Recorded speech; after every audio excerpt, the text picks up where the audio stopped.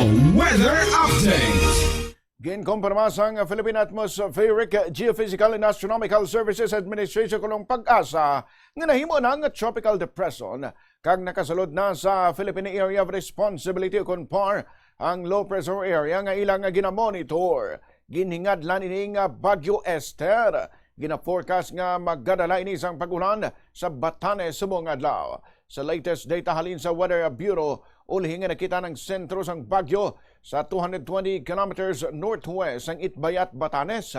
May dalang kabaskugod sang hangin nga 45 kilometers per hour malapit sa sentro kag may pagmadlos nga tubtob sa 55 kilometers per hour. Nagahulag ini pa naaminhan na sidlangan sa kadasigon nga 20 kilometers per hour.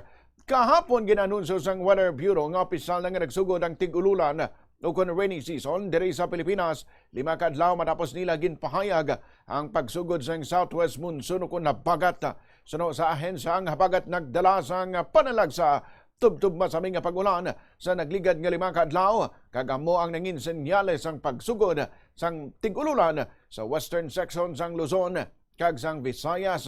Ang mga rainfall monitoring stations nga nahamtang sa western portion sang Luzon kag Visayas among ginagamit nga basihan sa pagdeklarar sang pagsugod sang tig-ululan.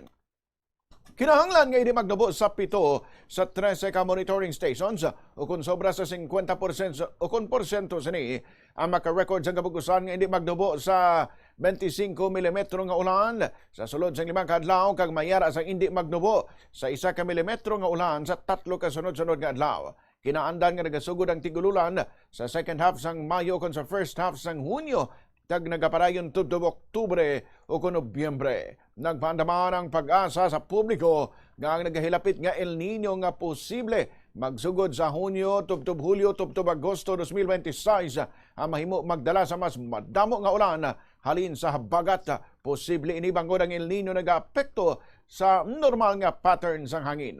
Ang mga bagyo mahimo man magpabaskog sang habagat para sa masunod nga 6 ka bulan o kun halin Hunyo tubtob Nobyembre. Nagsiling ang pag-asa nga siyam tubtob 13 ka bagyo ang posible nga maporma o kun magsulod sa Philippine Area of Responsibility.